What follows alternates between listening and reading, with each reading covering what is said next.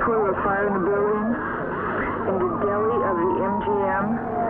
It's entrance number 2. It's 7:05 a.m. on November 21st, 1980, when maintenance supervisor Tim Connor begins his daily walkthrough of the sprawling MGM Grand Casino and Hotel in Las Vegas, Nevada. As head of the team that maintains the extensive tile and marble work throughout the property, Connor begins each shift with a cup of coffee and a visual inspection of the hotel and casino.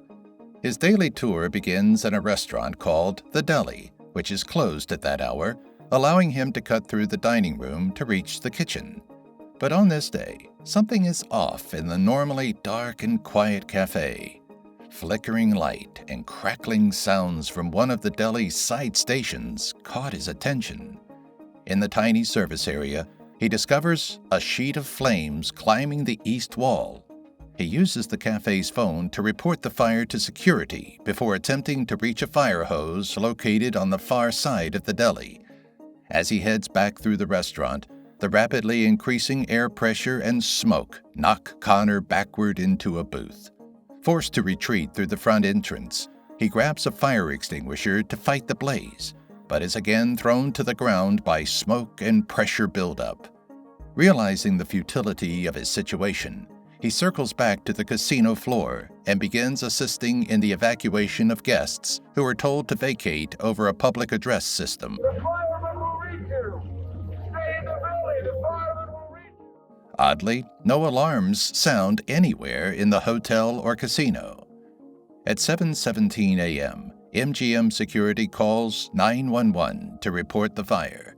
2 minutes later, the first crew arrives from Station 11, which is located directly across Flamingo Road from the casino.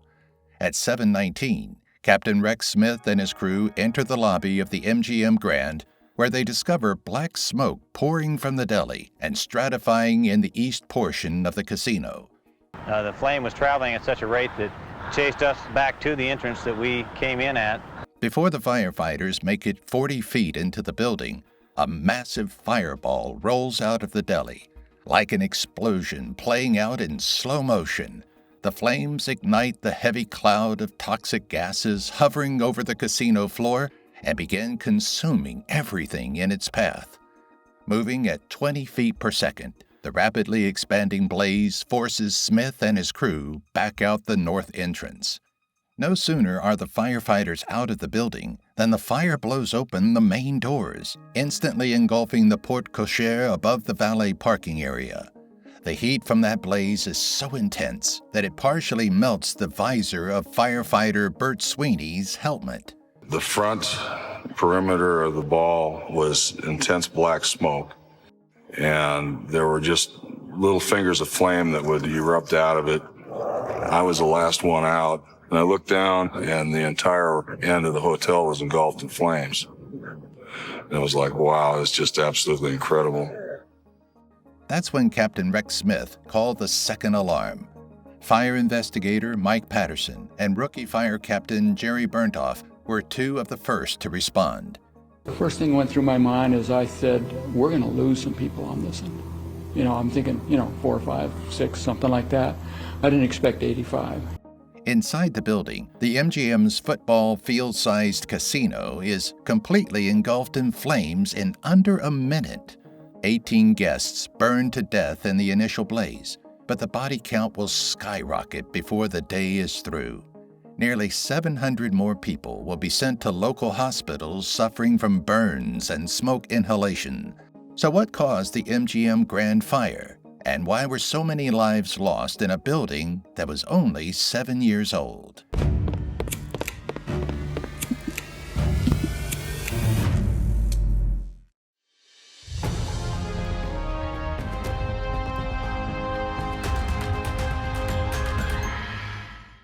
Opened on December 4, 1973, the MGM Grand was one of the largest and most luxurious hotels and casinos in the world.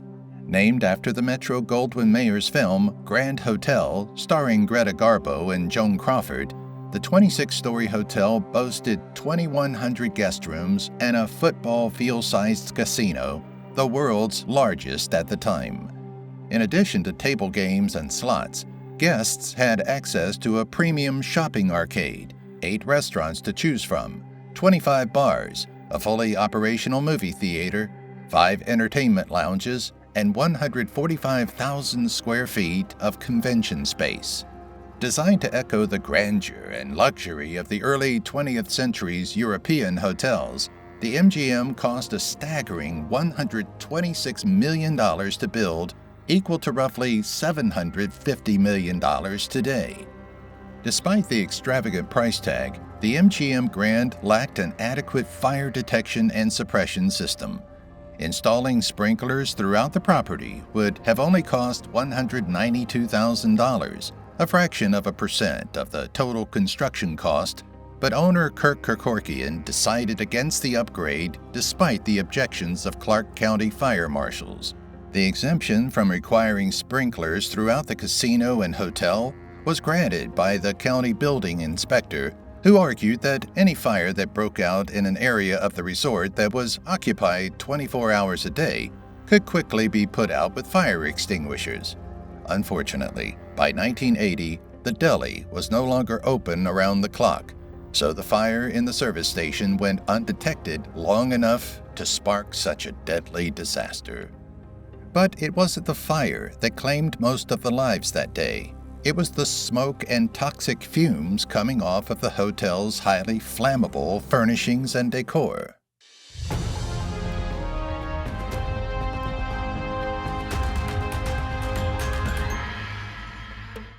Though it was designed to resemble the luxurious hotels of Europe, the MGM Grand's appointments were largely constructed of plastic. As the fire inside the deli, and later the casino, grew, these materials were superheated, releasing gases that eventually ignited into the flashover that devoured the ground floor restaurants, lobby, and casino.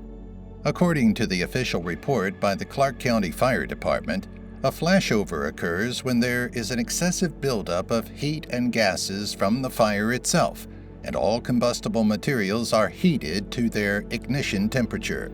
Unfortunately for the 5,000 people in the MGM Grand at the time, most of whom were still asleep in their rooms in the towers when the fire broke out, the deadly smoke had no place to go but up.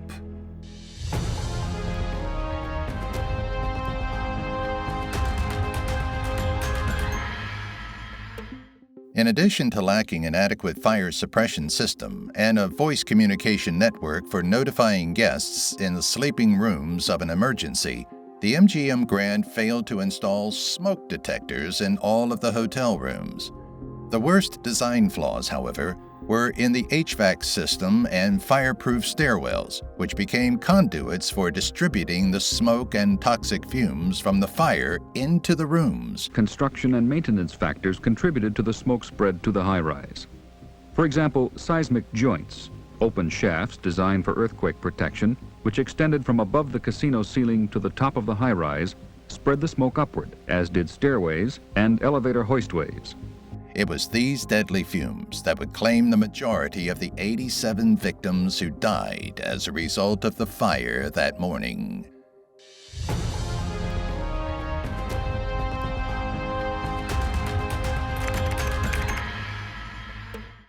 According to the National Fire Protection Agency, which assisted in the investigation, 544 firefighters responded to the MGM blaze, putting out the worst of the fire in less than 80 minutes. But rescuing the thousands of people trapped in the resort's 26-story T-shaped tower would prove daunting. Because no alarm sounded throughout the property, most of the hotel's guests weren't alerted to the danger until they heard sirens outside the hotel. Even then, many thought the fire was happening at another location.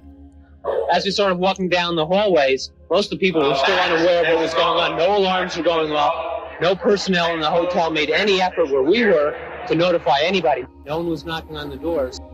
When smoke began filtering into the hotel rooms, guests tried to flee, but quickly discovered they were trapped by the smoke that filled the corridors. I opened the hotel door to see what the noise was in the hall. And when I opened the door, thick black smoke just billowed in like ink Then I gasped and just sucked the smoke into my lungs, and it was just like being stabbed in the chest. And I just dropped to the floor. Several ladder trucks were on the scene almost immediately, but they only reached as high as the 9th floor. Many of the guests above floor 9 panicked and knocked out windows to let in fresh air or to attempt ill-advised escapes on ropes fashioned from sheets tied together. For over an hour, the sound of glass never stopped. I saw a sheet of glass 3 feet square anywhere, 4 feet square, come down and shatter on a fireman in the middle of the ladder. A police helicopter that was on the scene requested the dispatch center to call in all available air rescue support to the MGM. Within half an hour, 20 choppers were on the scene assisting in the rescue, including military helicopters from Nellis Air Base, where red flag exercises were taking place. Construction workers building an addition to the hotel assisted in the rescue operation. But I seen this one woman just had a short fur coat on, had her one leg out the window, ready to jump out the window. I figured we had to get her first, and we brought her down the scaffold first. And I went up 2 more times after that and got more people down, but that's when the smoke got to me and I went to hospital 4 days. Among those to rescue about 1,000 guests from the roof and balconies was the U.S. Air Force 1st Special Operations Wing with its HH-3E Jolly Green Giant aircraft. While the air rescue operations undoubtedly saved lives by simultaneously removing guests and resupplying firefighters, the rotor wash from so many helicopters pushed the escaping smoke and fumes back down onto those in the building and on balconies. Inside the North Tower, firefighters had to crawl on their bellies to avoid the worst of the smoke. They spent hours going from floor to floor and door to door, rescuing trapped guests. Firefighters John Jersey and Jim Perkins were 2 of the first to begin evacuating the towers.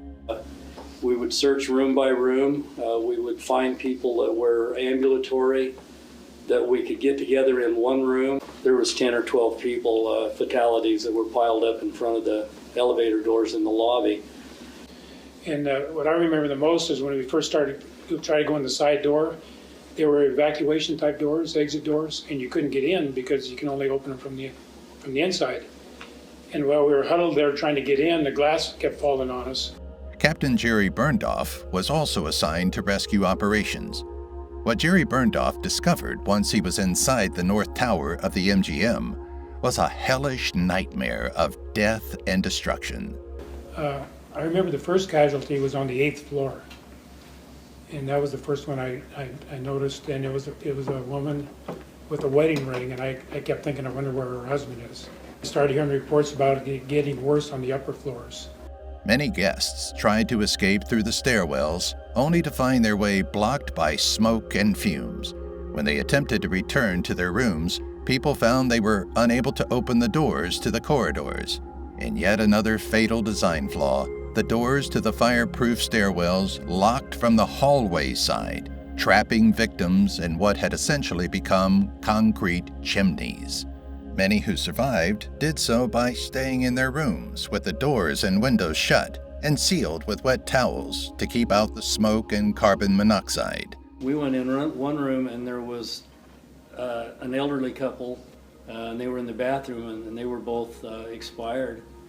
And then the very room next to it, there was 2 couples in there drinking tequila and snorting cocaine off the coffee table. For the firefighters working in near blackout conditions, determining if a victim was even alive or dead was a challenge, and once the hotel was cleared of survivors, the arduous task of removing the bodies began.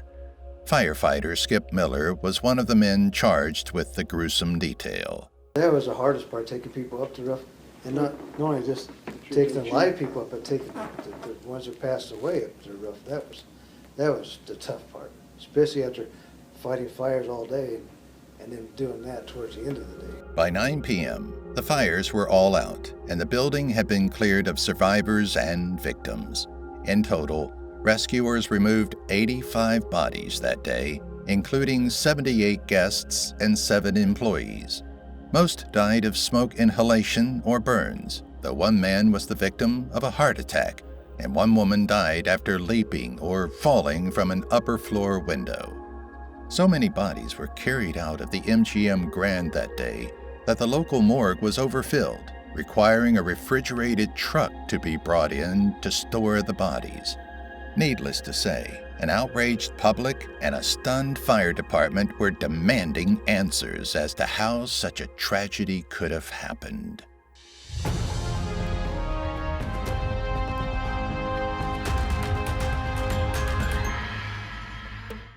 Based on Tim Connor's eyewitness account, investigators knew the fire started in the side stand of the deli and began looking there for answers. Ultimately, it was determined that an electrical fire started due to an improperly installed pastry case that was put into the deli after the original construction of the hotel. Unlike modern refrigerated display cases that have compressors built into them, the unit in question was cooled by a pair of copper refrigerant lines connecting its evaporator to a condenser located outside of the building. These copper lines ran through a wall soffit where they came into contact with an existing electrical conduit. Because the evaporator unit wasn't installed properly, it vibrated whenever it was in operation, causing the copper pipes to rub against the electrical conduit in the wall. This rubbing, along with galvanic corrosion that can occur when one metal contacts another in the presence of an electrolyte, caused the conduit to erode and expose the wires inside. Because the conduit serves as the ground, its deterioration left the system ungrounded.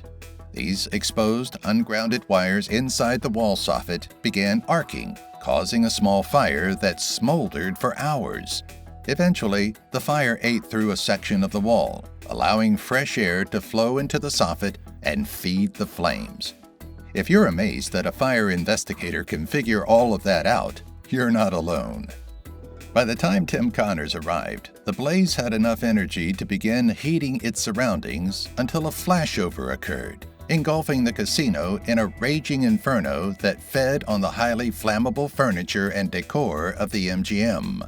Had the hotel and casino been outfitted with a proper sprinkler system, as requested by the Clark County Fire Department in 1972, the second deadliest hotel fire in U.S. history up to that time may have been avoided. At the very least, the death toll would have been substantially lower.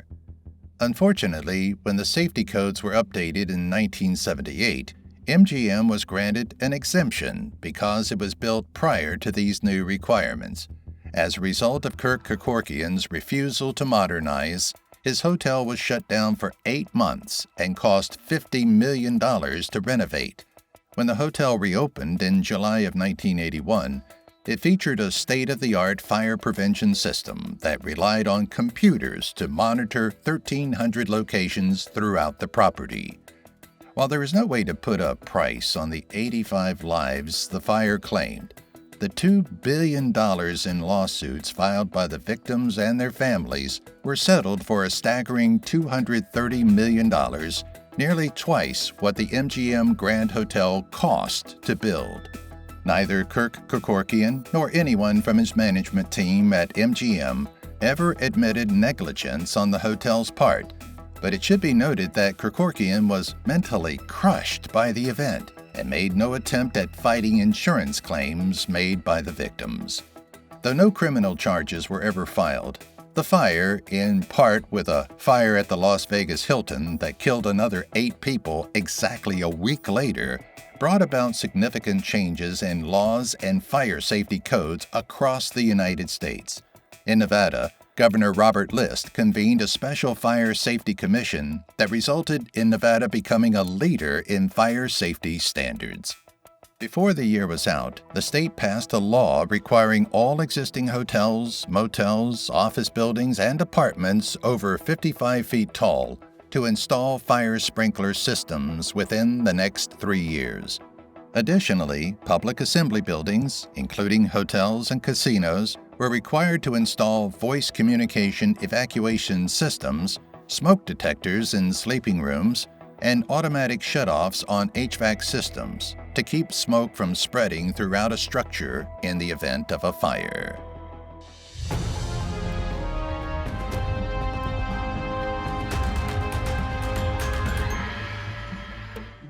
In 1986, Kirk Kerkorian sold the MGM Grand Hotels in Las Vegas and Reno, Nevada, to Bali Manufacturing for $594 million. The property was initially renamed Bally's, but today it is known as Horseshoe Las Vegas. In 1993, Kerkorian opened the new MGM Grand Las Vegas, 1 mile from the original hotel and casino.